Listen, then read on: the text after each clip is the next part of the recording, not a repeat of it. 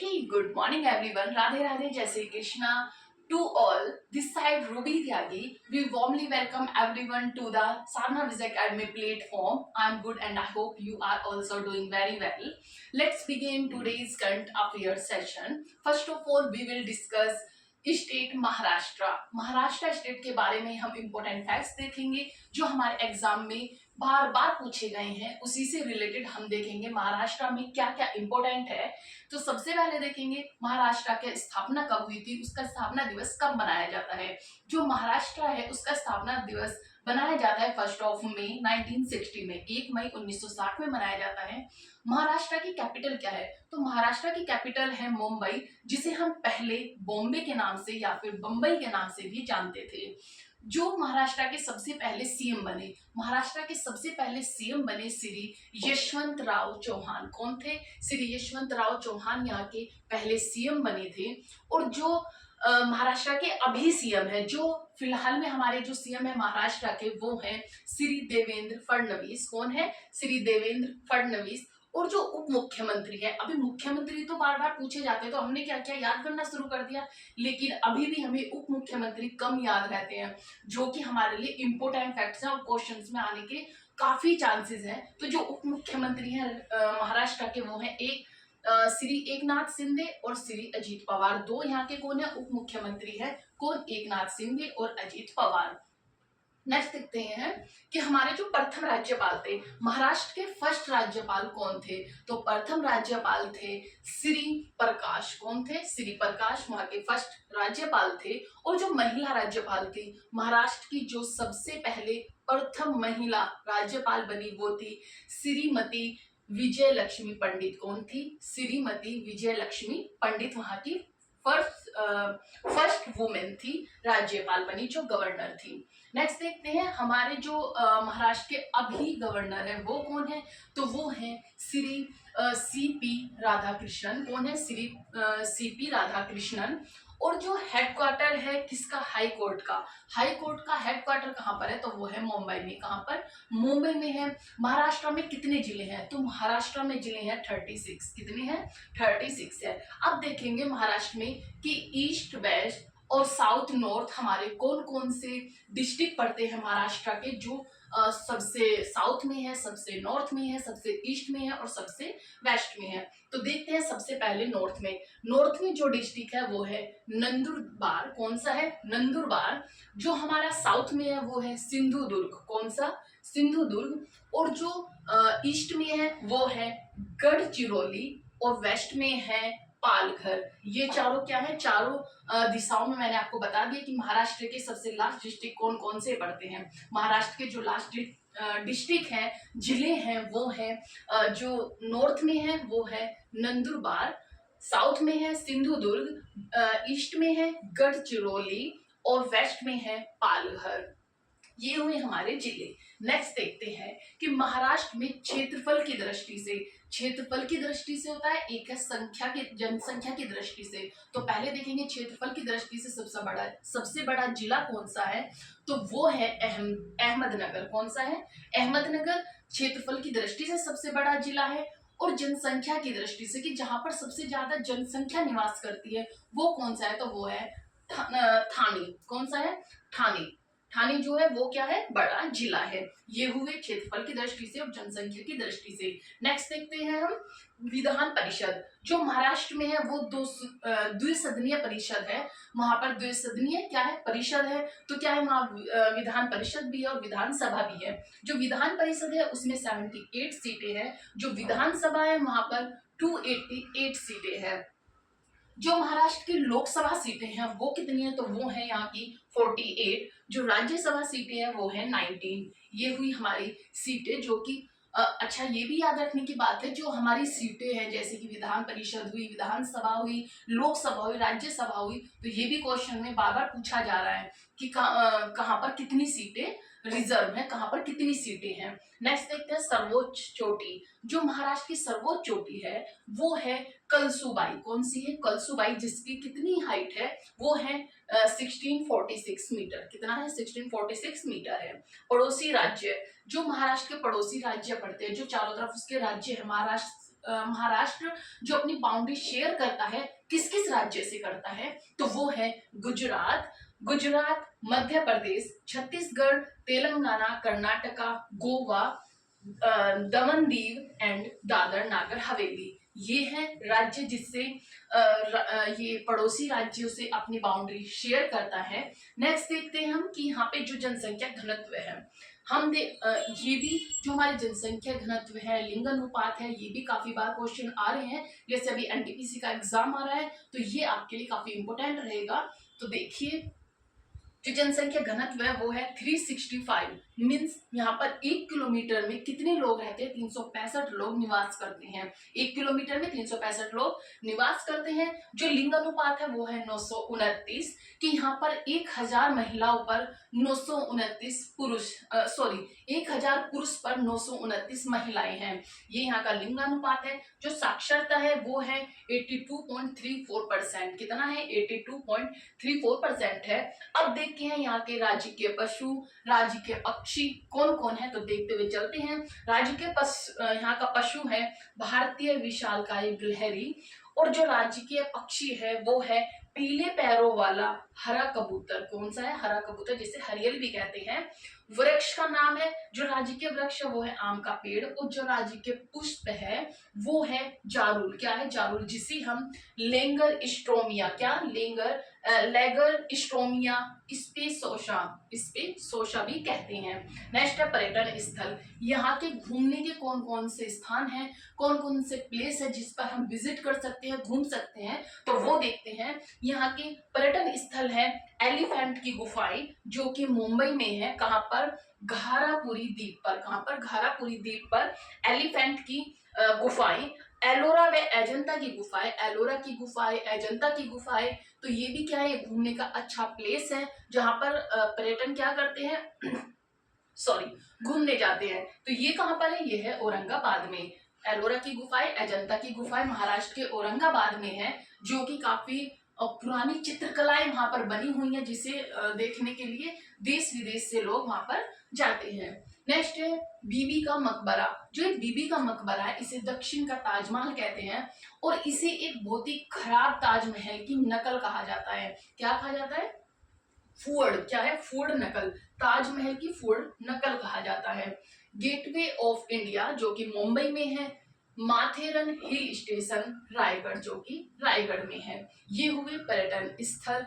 Next देखते हैं प्रमुख व्यक्ति। महाराष्ट्र के कौन कौन से व्यक्ति हैं जो प्रसिद्धि जिन्होंने पाई है, जो प्रसिद्धि पाई है, तो उनमें से सबसे पहले है लोकमान्य बाल गंगाधर तिलक, जो कि जिन्होंने आंदोलन भी किया और एक हमारे देश को स्वतंत्र करने में या स्वतंत्रता दिलाने में बहुत बड़ा भाग रहा है। उनका बहुत ही बड़ा हाथ रहा है इसमें। तो देखते हैं, इन्होंने 1881 में, क्या 1881 ईस्वी में मराठी भाषा का अखबार निकाला। कौन सा, केसरी अखबार। कौन सा, केसरी अखबार निकाला। और अंग्रेजी में, जो अंग्रेजी में था वो न्यूज़पेपर निकाला मराठा। किस नाम से था, मराठा नामक अखबार प्रकाशित किया। कब, 1881 ईस्वी में। नेक्स्ट देखेंगे 1916 ईस्वी में इन्होंने होम रूल आंदोलन स्टार्ट किया, होम रूल आंदोलन को चलाया। नेक्स्ट है हमारे छत्रपति शिवाजी महाराज, जिसको हम अपनी किताबों में भी पढ़ते आए हैं, उनकी वीरता के किस्से। तो कौन है, छत्रपति शिवाजी महाराज कहाँ से बिलोंग करते थे, महाराष्ट्र से। ये मराठा साम्राज्य के संस्थापक थे। कौन थे, मराठा साम्राज्य के संस्थापक थे। कौन, छत्रपति शिवाजी महाराज। फिर है महात्मा ज्योतिबा फूले, जिन पर अभी एक मूवी भी आई है। काफी इसे पहले लाने के लिए बैन भी कर दिया था, और अभी ये आई भी है सिनेमा हॉल में। आप जाकर से जरूर देखें कि क्या होता है, जो हमारी किसी पहली प्रथा पर या किसी हमारे पहले आंदोलन पर कोई मूवी बनाई जाती है तो हमें उसे देखना चाहिए, क्योंकि क्या होता है, हम देखकर ज्यादा चीजों को सीखते हैं, हमें याद रहता है वो नाम। जैसे हमने केसरिया 2 देखी, तो उसमें हमने किताबों में पढ़ा भी होगा, लेकिन हमें याद नहीं था कि शंकरन नायर कौन था। लेकिन जब हमने मूवी देखी तो उससे हमें एक मेमोराइज, हमारी जो मेमोरी में फिट हो गया कि कौन था। वो एक एडवोकेट थे जिन्होंने जलियांवाला बाग पर केस लड़ा था 1919 में, जो हमारा जलियांवाला बाग का कांड हुआ था। तो इसी तरह ज्योतिबा फूले भी क्या थे, एक समाज सुधारक थे, जिन्होंने लड़कियों को पढ़ाने के लिए काफी संघर्ष किया। बहुत ज्यादा अपनी एक ब्राह्मणों का भी उन्होंने विरोध किया कि वो लड़कियों को नहीं पढ़ने देते थे। मतलब हमें एक पॉजिटिविटी के साथ इस मूवी को देखना चाहिए कि उन्होंने क्या एक समाज सुधारक कार्य किए। तो ज्योतिबा फूले महाराज जो थे, महात्मा ज्योतिबा फूले जो थी वो थे महान समाज सुधारक थे, जिन्होंने 1873 में सत्य शोधक समाज की क्या स्थापना की थी। फिर देखते हैं विनोबा भावे। विनोबा भावे कौन थे? विनोबा भावे 1951 में इन्होंने भूदान आंदोलन चलाया, जिन्हें 1883 में 1983 में भारत रत्न से सम्मानित किया गया था। ये थे विनोबा भावे। मैंने कुछ इंपोर्टेंट व्यक्ति उठाए जो हमारे एग्जाम के लिए इंपोर्टेंट भी होंगे, क्योंकि और भी बहुत सारे इसमें दिए हुए थे, लेकिन मैंने जैसे कि सचिन तेंदुलकर है, वो भी महाराष्ट्र से बिलोंग करते हैं, उन्हें भी भारत रत्न दिया गया है, उन्हें क्रिकेट का भगवान भी कहा जाता है। तो ये लोग भी है, तो मैंने खासकर उन लोगों को इसमें मेंशन किया कि जो हमारे एग्जाम में काफी बार पूछे गए हैं। नेक्स्ट देखते हैं कि महाराष्ट्र की किस किस चीज को जीआई टैग दिया गया है। जीआई टैग किस किस को दिया गया है वो देखेंगे। तो जैसे जीआई टैग दिया गया है सोलापुरी चादर, जो महाराष्ट्र की सोलापुरी चादर है उसे दिया गया है। कोल्हापुरी चप्पल, आपने सुना भी होगा, हम पहनते भी हैं कोल्हापुरी चप्पल, हम जाकर मार्केट में यही मांगते हैं कि हमें कोल्हापुरी चप्पल दे दीजिए। तो इन्हें क्या है, इन्हें जीआई टैग मिला हुआ है। ये महाराष्ट्र की है। कहाँ की है? महाराष्ट्र की है कोल्हापुरी चप्पल। महाबलेश्वर स्ट्रॉबेरी, फिर है वर्ली चित्रकला, महाराष्ट्र की जो वर्ली चित्रकला है इसे भी जीआई टैग दिया गया है। हापुस आम, जो आम है इसका नाम है हापुस आम, इसे भी जीआई टैग दिया गया है जो कि महाराष्ट्र का है। नासिक अंगूर, नासिक अंगूर को भी क्या दिया गया है? जीआई टैग दिया गया है। आप जानते हो कि नासिक में कुंभ का मेला भी भरता है। क्या? कुंभ का मेला भी लगता है। तो ये कहाँ पर? नासिक में, जो कि महाराष्ट्र का है। नासिक का अंगूर को जीआई टैग दिया गया है। अब देखेंगे महाराष्ट्र के लोक नृत्य। महाराष्ट्र के कौन कौन से लोक नृत्य हैं जो कि इम्पोर्टेंट है और वहां पर मनाए जाते हैं, फेमस है। तो जैसे कि लावनी, लावनी जो है वो महाराष्ट्र का लोक नृत्य है। लेजिम, तमाशा, बोहड़ा, बोहड़ा, गफ्फा, कोली, धननगरी, गाजा, धननगरी गाजा एक ही है, धननगरी गाजा, वाद्य मुरली, वाद्य मुरली, ये क्या है? ये महाराष्ट्र के लोक नृत्य है। लावनी तो हमने काफी बार सुना है, लेकिन ये जो नाम है ये थोड़े कुछ हम जानते हैं, कुछ नए हैं। तो इन्हें एक लाइन में फटाफट याद करते हुए चलेंगे। और क्या करेंगे, जब हम इन्हें लिखते हैं, लिखने के बाद या फिर स्क्रीनशॉट लेते हैं, तो तेज वॉइस में 3-4 बार लगातार इन्हें हम क्या करेंगे? रिवाइज करेंगे। तो उससे क्या होगा? हमें लर्न होगा। जैसे लोक नृत्य है लावनी, लेजिम, तमाशा, बूहड़ा, गफ्फा, कोली, धननगरी, गाजा, वाद्य मुरली, ये थे लोक नृत्य। अब देखते हैं राष्ट्रीय उद्यान में टाइगर रिजर्व, नेशनल पार्क और टाइगर रिजर्व कौन कौन से हैं। तो देखते हुए चलेंगे। जैसे संजय गांधी नेशनल पार्क है, Sanjay Gandhi national park, Chandoli national park, Tadoba national park, Navegaon national park, Navegaon Nagzira, Gugamal national park, ये थे हमारे नेशनल पार्क। और जो हमारे टाइगर रिजर्व है वो है मेलघाट सह्याद्री टाइगर रिजर्व। दो यहाँ पर क्या है? टाइगर रिजर्व है, मेलघाट और सह्याद्री। नेशनल पार्क को एक लाइन में फटाफट लर्न करते हुए चलेंगे। संजय गांधी, चंदोली, तड़ोबा, नवेगांव, नागजीरा, गुगामल राष्ट्रीय उद्यान, ये क्या है? ये राष्ट्रीय उद्यान है। ऐसे ही आप 2-3 बार और याद करिएगा कि महाराष्ट्र, संजय गांधी, चंदोली, तड़ोबा, नवेगांव, गुगामल, नवेगांव, नागजीरा, पूरा नया याद रखें। हम नवेगांव मतलब पहला वर्ड याद रख सकते हैं, जैसे महाराष्ट्र, संजय गांधी, चांदोली, तड़ोबा, नवेगांव, गुगामल राष्ट्रीय उद्यान, मेलघाट सह्याद्री टाइगर रिजर्व, ये थे यहाँ के टाइगर रिजर्व। अब देखते हैं यहाँ पर कौन कौन से खेल स्टेडियम है। यहाँ के जो फेमस खेल स्टेडियम है वो है वानखाड़े क्रिकेट स्टेडियम, वानखाड़े क्रिकेट स्टेडियम, और ये है ब्रेबोर्न, क्या है? ब्रेबोर्न स्टेडियम, जो कि मुंबई में है। दोनों ही ये कहाँ पर है? मुंबई में है। तो ये थे खेल स्टेडियम। नेक्स्ट देखते हैं अंतर्राष्ट्रीय हवाई अड्डे। यहाँ पे अंतर्राष्ट्रीय हवाई अड्डे कौन कौन से हैं? तो ये है सबसे पहले, जो कि काफी फेमस है, छत्रपति शिवाजी महाराज इंटरनेशनल एयरपोर्ट मुंबई, और डॉक्टर बाबा साहेब, कौन सा है? Doctor Baba Saheb Ambedkar international airport, जो कि नागपुर में है, और पुणे इंटरनेशनल एयरपोर्ट, जो कि पुणे में है। ये थे हमारे अंतर्राष्ट्रीय हवाई अड्डे। अब देखेंगे हम दर्रे कि यहाँ पर कौन कौन से दर्रे हैं।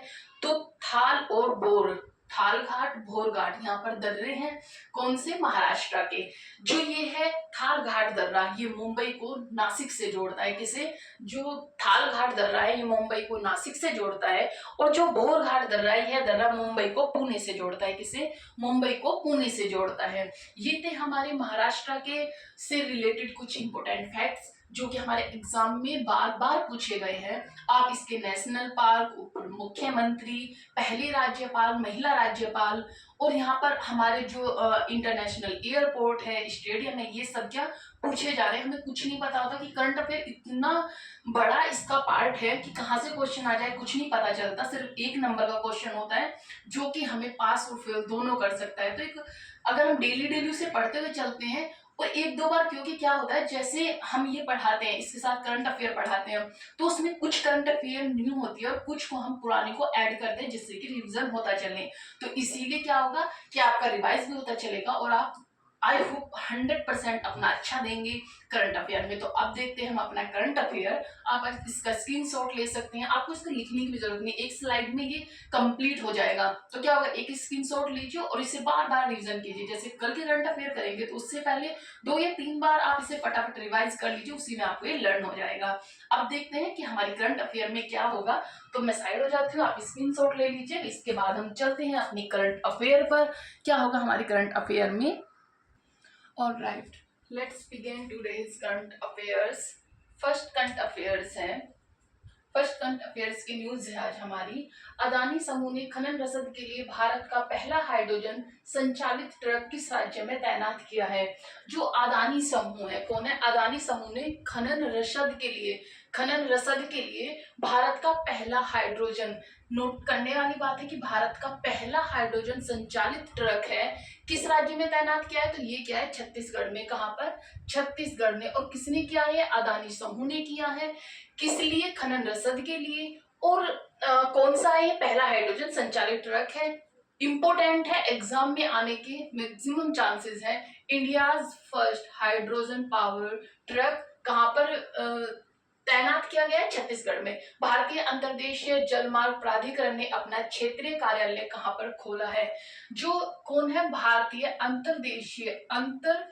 अंतर्देशीय जलमार्ग प्राधिकरण ने अपना क्षेत्रीय कार्यालय कहां पे खोला है, वो खोला है कहां पर, श्रीनगर में। कहां पर, श्रीनगर में। इंडियन इनलैंड वाटरवे अथॉरिटी कहां पर, श्रीनगर में। बिल गेट्स ने अपनी संपत्ति का, बिल गेट्स ने 2045 तक अपनी संपत्ति का कितना भाग देने की घोषणा की है। तो Bill Gates was to donates of his wealth by 2045, क्या है 45, कितना 99% अपनी प्रॉपर्टी का उन्होंने क्या घोषणा की है कि वो अपनी प्रॉपर्टी का 99% भाग क्या कर देंगे, डिनोट कर देंगे, डोनेट कर देंगे 99% पार्ट को। भारत मौसम विभाग ने किस सागर पर चक्रवात शक्ति, कौन सा, चक्रवात शक्ति के पूर्व अनुमान के निर्माण को जारी किया है। तो ये क्या है, साइक्लोन शक्ति अंडमान सी पर। किस पर,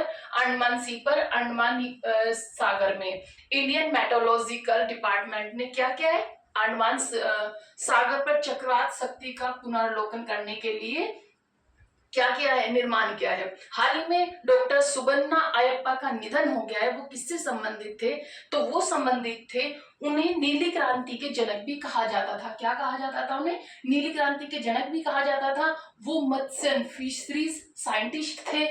तो उन्हें पद्मश्री अवार्डी भी थे, उन्हें पद्मश्री भी दिया गया था। तो ये कौन थे, ये थे सुबन्ना अयप्पा, जो कि father of blue revolution and Padma Shri awardee थे, नीली क्रांति के जनक और मत्स्य वैज्ञानिक भी थे। नेक्स्ट न्यूज है हमारी, किसने नोएडा और बेंगलुरु में भारत के पहले 3nm चिप डिजाइन सेंटर का उद्घाटन किया है। किसने नोएडा और बेंगलुरु में किसका पहले 3nm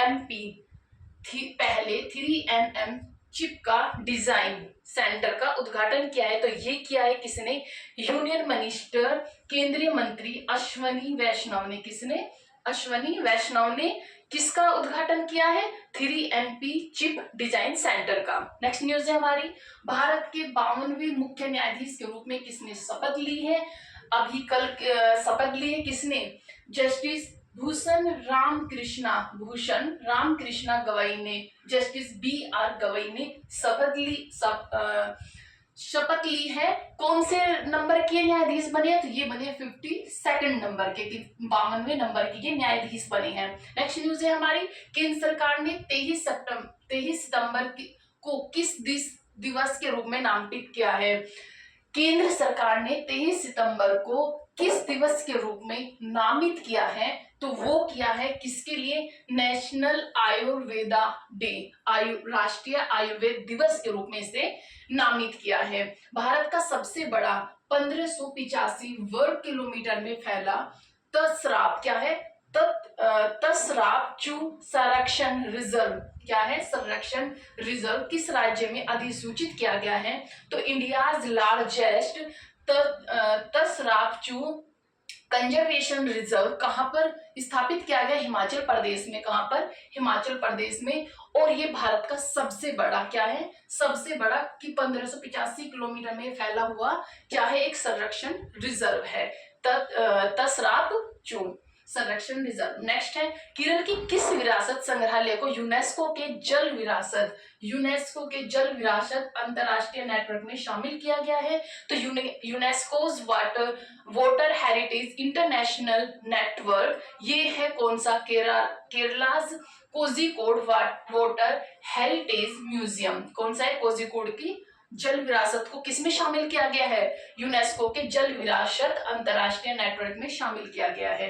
नेक्स्ट न्यूज है हमारी, भारत के GIFP सिटी में शाखा खोलने वाला मिडिल ईस्ट क्या है? मिडिल ईस्ट का पहला बैंक कौन सा बना है? तो ये भी इंपोर्टेंट न्यूज है। पहला बैंक कौन सा है? पहला बैंक है ये बना है कतर नेशनल बैंक। कौन सा है? Qatar national bank first middle east bank बना है। GIFP सिटी में शाखा खोलने वाला मिडिल ईस्ट का पहला बैंक कौन है? Qatar national bank. Next news है हमारी, आधिकारिक तौर पर भारत का पहला भिखारी मुक्त शहर कौन सा बना है? तो ये बना है इंदौर। 1 जनवरी 2025 को इंदौर में ये क्या बना है? भिखारी मुक्त शहर बना है।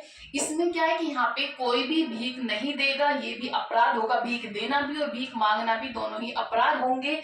इसे किसके तहत लागू किया है? भारतीय नागरिक सुरक्षा संहिता की धारा 163 के तहत भीख मांगना अपराध हो गया है। क्या हो गया है? अपराध हो गया है। ये थी हमारी आज की करंट न्यूज। आई होप आपको पसंद आई होगी, और आपको अगर ये न्यूज पसंद आई हो, ये वीडियो पसंद आई हो, तो आप इसे लाइक और सब्सक्राइब जरूर करें। Thank you so much and have a good day. Bye bye.